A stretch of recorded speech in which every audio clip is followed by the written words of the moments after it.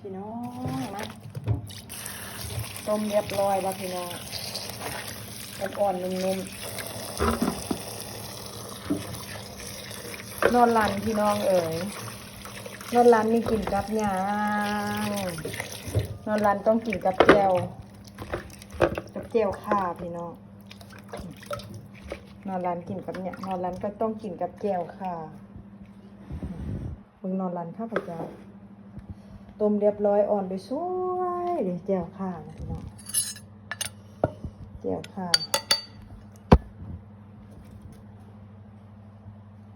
มะข่าพี่น้องมะข่ามาแจ่วเหลือแตงนัวเหลือนิดนึงแป้งนัวเยอะๆใส่ไหลเสียบไหลนะพี่น้องคาดบ่ได้แม่นนี่กระเทียมจ้ะคลุกเคล้าให้เข้ากันตำให้แรกแจ่วขิงแจ่วข่าขอโทษนะแจ่วข่าจ้ะตำแจ่วข่ากินกับหน่อไม้จ้ะดูหน่อไม้เป็นตาแซ่บบ่มาเด้อมากินน้ำกัน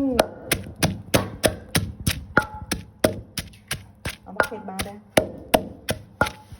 เผ็ดนี่โอ้ใส่หลายกับสิเผ็ดหลายใส่น้อยเผ็ดน้อยบ่คือแป้งน้อยเนาะแป้งน้อยใส่น้อยเผ็ดน้อยใส่แป้งน้อยนี่ใส่หลายเผ็ดหลายใส่น้อยเผ็ดน้อยแต่มะเผ็ดนี่ใส่หลายเผ็ดหลายใส่น้อยบ่เผ็ดลองส่องหน่อยก่อนซะเผ็ดเราออกบ่ได้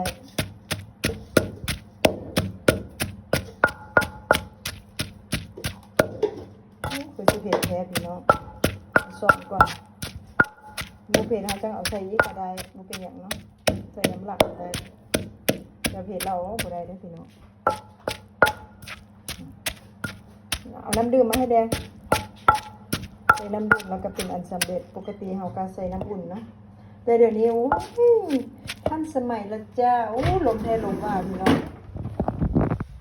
ดูวุดซะ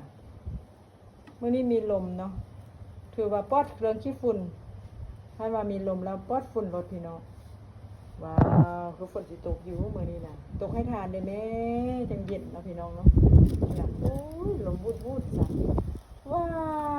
ววันนี้เปิดประตูได้พี่น้องเวลามือค่ะว่าโอ้ได้ใส่ผ้าหมกปากมาทานก็ได้นะเรียบร้อยตัวจวดจ้ะแล้วแจวข่าพี่น้องแล้วหน้าตาเป็นอย่างสิแหละแซ่บๆมากินข้าวน้ำกันคั่วไข่นอนหลันพี่น้องแล้วก็แจวจวด